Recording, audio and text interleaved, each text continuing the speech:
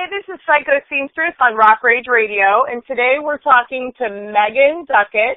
Megan is the owner of So What and Rent What. She's also the front woman for a band called Frankly Speaking out of Southern California, and she has a rock and roll stage wear company called Rock and Roll Outfitters. Megan, welcome to my show. How are you doing tonight?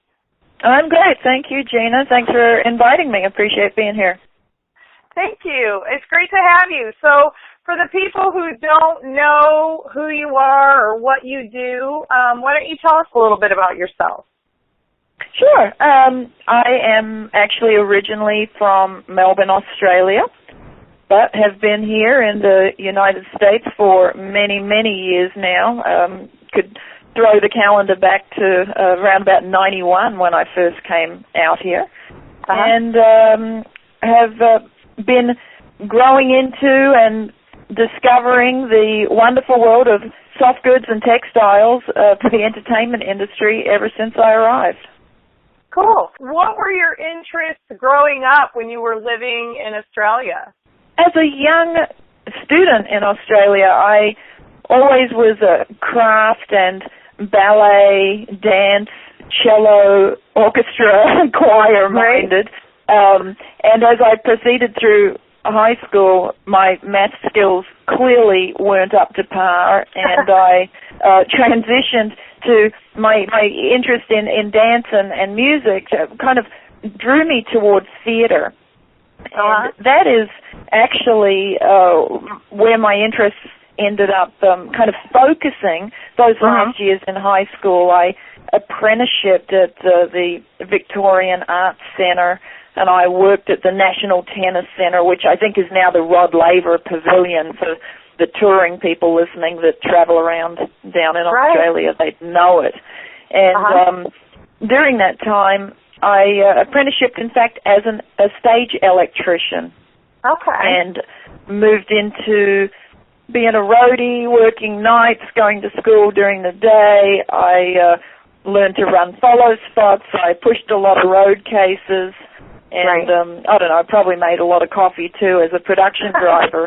But there were several years in there where my focus and interest really was in theater and concert, and from a lighting standpoint. That was that's what I really enjoyed, being the truss monkey, climbing around, focusing lights, and making the show look beautiful. So you were in the production end of it? Absolutely, the production end of it. That my younger interest as a performer isn't where I ended up. I found myself backstage, not behind the scenes. Right. Yeah. So how was it? Your story's a lot like mine, because I, too, worked in the production end of it. And one day my boss asked me if I could sew. So what was your story? How did it happen with you? I didn't actually do any sewing when I lived in Australia, believe it or not. My mother was a knitter, and my grandmother was, in fact, a dressmaker. But I didn't seem to have that skill set, at least not that I was aware of. For me, it was after I immigrated over here to the USA and I was working as an electrician that a random request came to me, which was, hey, we've got these coffins for this project, and it's a Halloween event at the Knott's Berry Farm. We need somebody to line them with satins and silks. Could you do that? And I think perhaps the request might have come to me because I was, I don't know, maybe the only girl on the crew at the time. Exactly. So, I didn't tell them I didn't know how to sew. I just said yes, and I went and rented a machine and figured it out for myself. Wow. So there's a story about this coffin and how you came up with your company name? That is true. I believe, as I recall it, they told me they wanted me to sew some linings into some coffins, and I said, you want me to sew what? I asked them, I queried of them, you want me to sew what? And therein lies the company name, There you go, it was born. you immigrated to the United States. What did you do? So you came over here. Tell us a story about how you transitioned over from working in Australia and then how you ended up in the United States. Yeah, I was working with a lot of different bands and a lot of different theatrical shows. In fact, back in Melbourne, I did get to be production driver for the Billy Joel Stormfront tour. During that time where I traveled with them, both Melbourne and Sydney, as the production driver, I got to really know the crew, and I met a lot of great people that were from here, from California. During the time, I got to be friendly with them, and at the end of the tour, everybody, of course, parts ways. They're headed off to another country, and I'm moving on to the next local project. And one of the lighting crews said, "Well, if you ever get to California, look us up, and we'll hook you up with a job." Little did they know that 2-3 weeks later, I would be on a plane coming over to check out the opportunities. Wow, so you turned up in the States, kind of chasing the stream. That's right. I turned up in the States and I said, hey, let me check this place out, and discovered it was pretty cool, like 24-hour Home Depot, and back in the day that was. And just bigger, better, everything, Sunday trading. Coming from Australia, there was no Sunday trading back then. I was flabbergasted. I can go to a mall on a Sunday. I'm like, this place is awesome. I got to stay. So you really liked it in California. And so did you go out on some tours after that, or did you decide to continue with your sewing business? Well, I mean, when I first came out here, there really wasn't a sewing business. When I first got here, I transitioned in as a stagehand, as a roadie, as an electrician. I ran follow spot for the Van Halen Pound Cake video in like 91, 92. Cool. Went on tour with King Crimson for 2 weeks. That was always a funny story. It was my one and only bus tour. Did you see any good wardrobe malfunctions out on the road? No, I didn't see any wardrobe malfunctions, funnily enough, but I do recall falling asleep on stage at the dimmer rack while Adrian was doing his solo. I was so exhausted. It was at the Greek in LA, and that's when I thought, wow, you really can sleep anywhere. Anywhere. I did that myself on 70,000 Tons of Metal. I fell asleep on a road case. It was just like at the end of 30 hours, long day, and I was out of gas. Hi, this is Psycho Seamstress, and you're listening to Rock Rage Radio. Tonight we're talking to Megan Duckett. Megan is the owner of a company called So What and Rent What? And she's also the front woman for a band called Frankly Speaking, and owns a stagewear company called Rock and Roll Outfitters. Megan, why don't you tell us about So What and Rent What? What do those companies do? Sure, yeah. We are manufacturers of theatrical drapery and backdrops. So anything related to the entertainment industry, all textiles and fabrics that are flame retardant, and you would find our products turning up, on concert stages and on, Broadway venues. Right, theater. Yeah. Cool. How did you get started with So What? We talked about the story about the coffin. And how you came up with the name. Where did it evolve into having your own business? Yeah, it was an interesting transition. It actually took about 6 years from the coffin lining moment, I guess you'd say, to actually stepping into an office and telling somebody I'm quitting my job because it's time to full-time, full-blown approach my own business. There was a lot of night and weekend sewing from 91 all the way through to 96. Many different diverse projects, Gina, such as fabric chandeliers for New Year's Eve at the Mirage Casino in Vegas. Wow. Or table linens for special event, or, even down to some Halloween costuming. I think it's when the Transformers were popular, and I had 24 spandex Transformer costumes. But it was a lot. I mean, it really built and grew to the point where it was a 40-hour work week, plus at times 20 to 30 hours of sewing as well. Wow. That's a lot. That's a lot of sewing in a week. And so you taught yourself how to sew these things along the way? I taught myself how to sew these things along the way. I taught myself a lot of bad habits. I learned a lot of things the hard way, the wrong way, usually by creating something and then, seeing it fall apart or not hang right. How it is with fabric. I've had those moments myself, yeah. Yeah. It doesn't do on paper what it will do in reality, especially when you start draping textiles. Right. There was, just a lot of different sewing projects, and then we went to do our taxes. I think the year was 1996, and the accountant looked at us and said, she's made more money with her sewing than she has with her commuter job. And that, wow. Of course, is where you just have to, really step back and go, whoa, how'd that happen? Right. Wow. So it was kind of a surprise then, the way that it evolved. Yes, it was a surprise because in 91, I certainly didn't think to myself, I want to have a business. I'm working toward a business. That moment never struck me. It just was always, I sew on weekends, So right. It was kind of a rapid decision. Yeah. Well, it felt like it was a rapid decision. Once you see that it's profitable, you're making more money doing that than your other day job, then it becomes, a financial decision of, well, let's give it a go, it sounds like.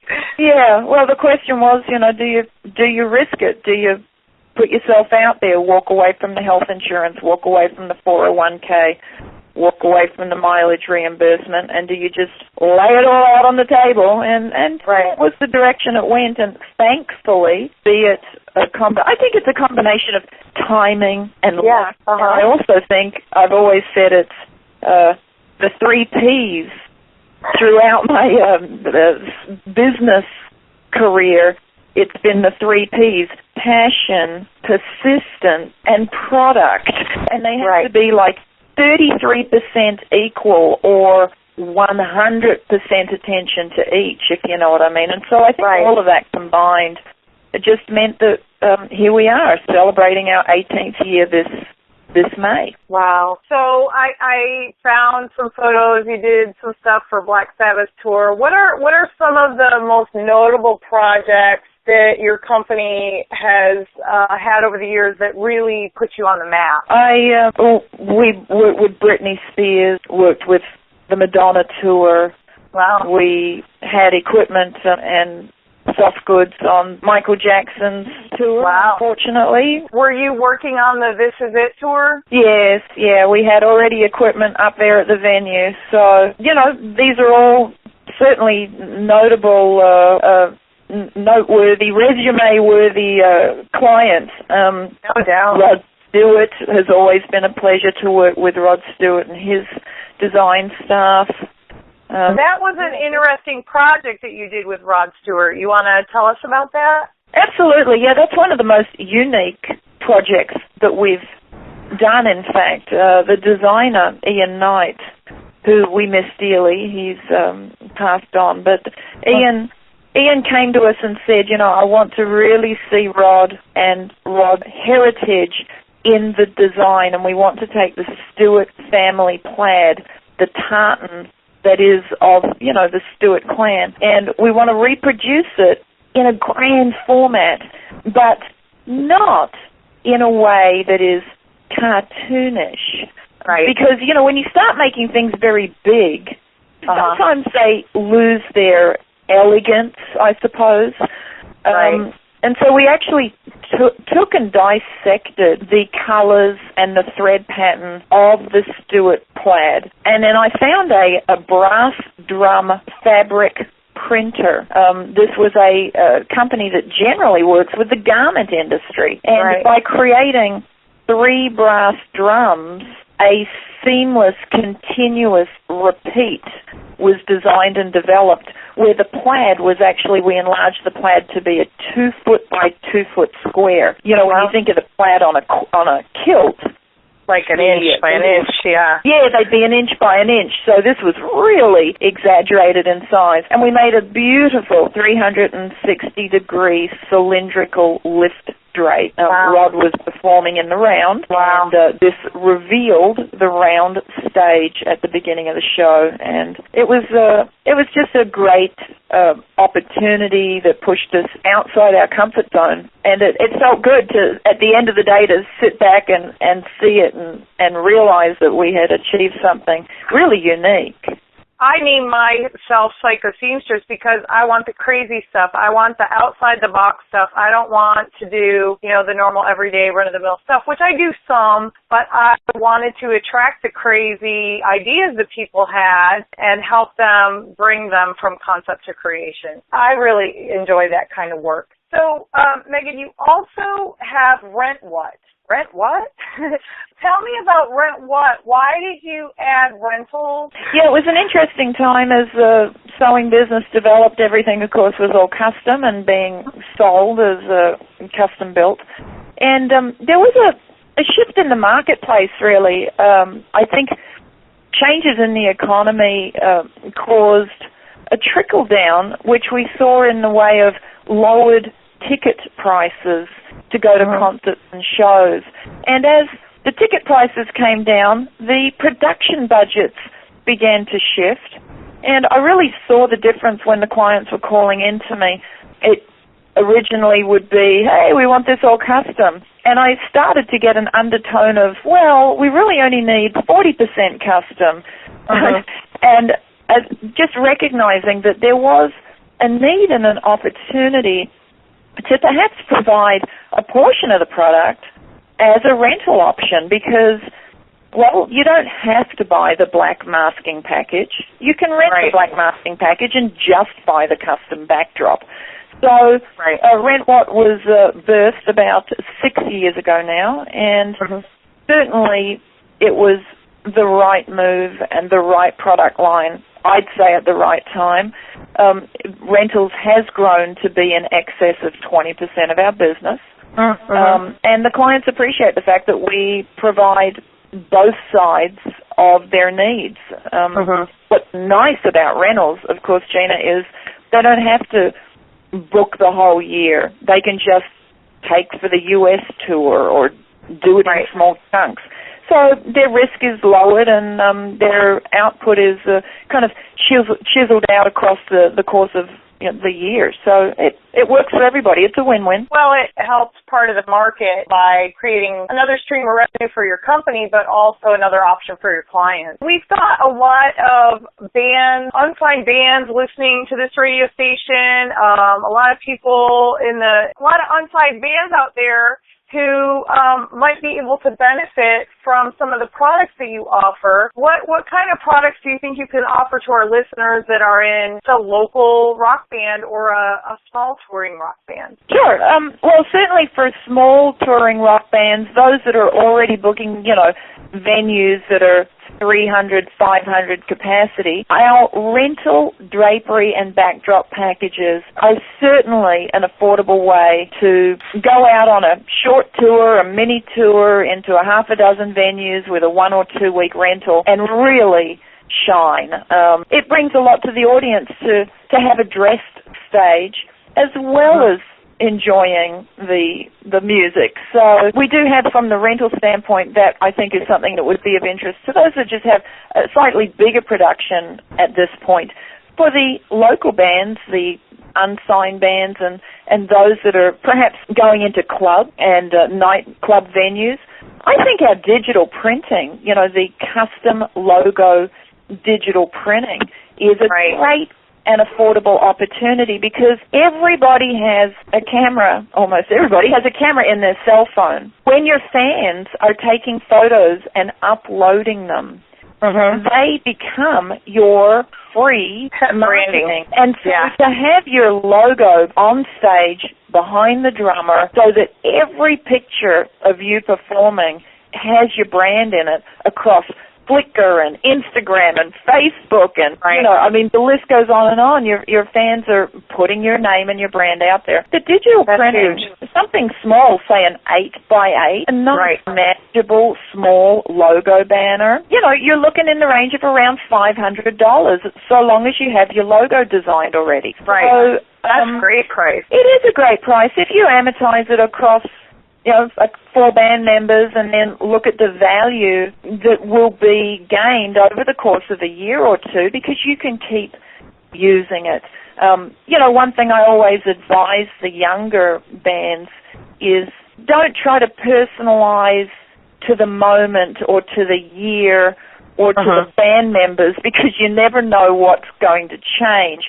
Just stick with your logo, stick with your most basic across-the-board brand, and, put that out there, get your name out there. Something that you can use for a term of time, unless you have that kind of money laying around and you just want a new one every year. Yeah, I wouldn't put, 2015 as part of the tagline. Just generic. Yeah, but it's a great way to take advantage of, this new way that everything is shared, this social media environment. Yeah. That's great advice for a band that's trying to, get their name out there. And like you said, people take photos, they share them all over social media, and just seeing a band up there and looking and going, well, who's that? Now you've got something in the background that can brand them, and people are going to know. So that's an excellent, I think it's an excellent investment for a band to have something like that. Hey, this is Psycho Seamstress, and you're listening to Rock Rage Radio, and tonight we're talking to Megan Duckett. Megan is the owner of So What? Rent What? Frankly Speaking, which is a rock band that you're the front woman of, and then you've also got a rock and roll outfitter. So, Megan, let's talk about your band. When did you start singing and join a band? As a child or growing up, I'd always had the love of being on stage, involved in choir and playing cello and dancing. Wow. It was around about, as I'm going to age myself here, it was actually my 39th birthday, and I thought to myself, I want to take singing lessons and be in a band. So I went online and I Googled singing instructors Los Angeles. I found myself a singing coach, and that was my 39th birthday present to yourself. I bet there's a lot of good people out there. It was funny, actually, because I was just trying to find someone that was fairly close to home, and I misread the address, in fact, and I emailed this instructor, James Lugo, of Vocal Asylum, and he wrote back immediately, and he didn't say, when do you want to start? It was a Friday night that I emailed. He wrote back and said, let's start tomorrow. So, of course, I went in all on board for 10 singing lessons, and then discovered he was 42 miles from my house. It was always something that we laughed about afterwards. So, but you went through with it, huh? Oh, of course, in for a bit. So it was a little hike.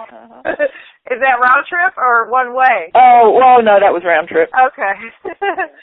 So, what does your band bring to the table? You guys play around Southern California. Why don't you tell us about your band that you're in? Yeah, it's a lot of fun. Well, we're a cover band, dance band. Got a couple of 100 songs in the repertoire. The singing is shared. The musicians are all wonderful and talented. I have a terrific time being a part of the entity. And, we play consistently at the Sagebrush Cantina in Calabasas, which is a favorite venue of mine, and I've heard of it. Yeah, I play regularly also at a bar in Newhall, amongst many other venues. In fact, last year we did 44 gigs, which I thought wasn't a bad effort considering all of what else that gets fit into the day. Yeah, that's about every weekend. So it was about every weekend. I've actually cut back a little this year. I decided to eliminate some of the crappier venues.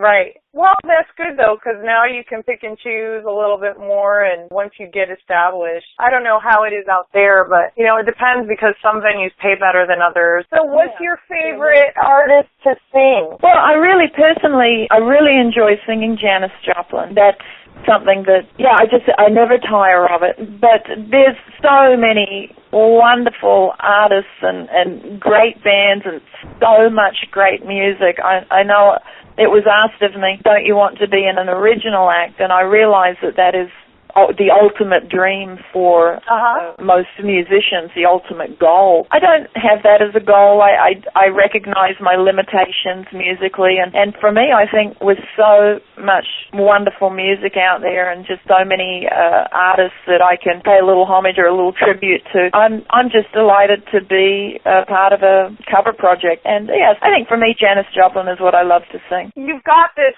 Australian accent. Does that ever come through when you're singing? Because a lot of times I hear these bands play, but then when they start talking, you're like, wow, where'd that accent come from?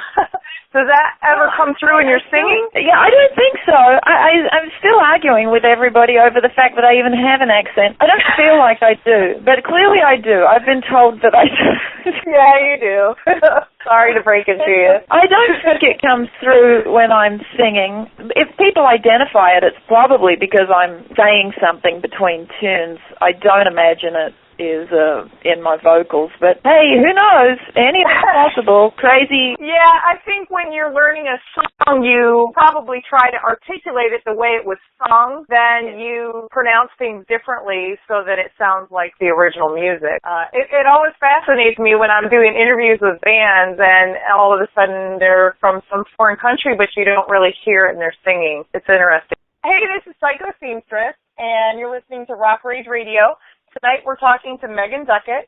Megan is out in Southern California. She's got a company called So What?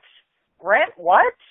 We just talked about her band, Frankly Speaking. You've also got a stagewear company called Rock and Roll Outfitters. So what inspired you, Megan, to start this stagewear company? Well, a couple of things, actually. First relates to the band. Oh, there's a little band tie-in here. So, yeah, I have these lace jeans, these cool lace jeans that I bought, 4 or 5 years ago, and I would wear them when I was singing. And every time I'd come off stage after a set, and inevitably a woman would walk up to me and say, "Oh, are you in the band?" And I'd say, "Yes." And then she'd say, "I love your jeans. Where did you get them?" So for the longest time, I got to thinking that, well, this is an unusual pair of jeans. I never did see another pair just like them. I had it in my head that it would be fun to, create laced jeans that are unique and just eye-catching, for stage wear or for special wear. That, along with the fact that I rarely to never get to put my hand to the sewing machine anymore. Right. I really thought this is maybe my time to just find my sewing and crafting skills again, just like I did 18, 20, 24 years ago. As the company So What has grown, of course there's staff here doing the sewing, and honestly, they're so good at it that they don't need me doing it. They're better than I am. They've taken what I showed them and taken it to the next level. This was an opportunity where I had an item or a product that interested me, along with just a desire to put my hands back to some cloth and just start crafting again. It has nothing to do with the day job. It is a side note, I guess you'd say. I launched a small website on the 12th of January this year, and I have multiple pairs of my custom-laced, retro-fitted rock star biker jeans, and I'm really enjoying it, Gina. It's just great to be creative again and to offer that to those that are interested in it. It won't be paying my mortgage anytime soon, nor interrupting my, day-to-day, but it's just a really wonderful opportunity to craft again. So do you have a specific size range, or can you make something that's custom ordered if somebody's got really long legs or something like that? Yeah, most definitely. I mean, I've done a couple of custom orders where the dimensions have been provided first, and then I can, create, I'm actually taking designer denim and retrofitting it. So I'm not trying to reinvent the wheel with a new jean wear. Not a problem to have someone say, I really like Levi's, for example, and retrofit that. My preferred brand that I've been retrofitting is a brand named Rockstar, and I love their denim designs. I love the way they fit, and they're made in the USA, and I have always been a big supporter of that. So they use different sizes, different lacing, coloring, customization. I made a gal a pair with red lacing to match the red paint on her chopper because she's a painter. Nice. So, it's fun. So where do you draw your inspiration with so little experience in the apparel industry? Well, I would have to say no experience in the apparel industry. Every day is a learning opportunity. Right, yeah. I'm really just approaching it in a very unconventional way. I think I come at it from a crafting side with kind of almost a backdrop-minded approach in terms of mixed medias and what textiles I can use and how I can highlight or low-light a detail. I'm drawing on the experience that I have and just trying to cross-pollinate that into the apparel marketplace. I don't see... Fashion world. Yeah, the fashion world. I don't see the goal at all to be quantity or retail. I just I'm with you on that. Individual and unique. Yeah, I would rather do one custom pair of jeans for someone specifically than launch a line.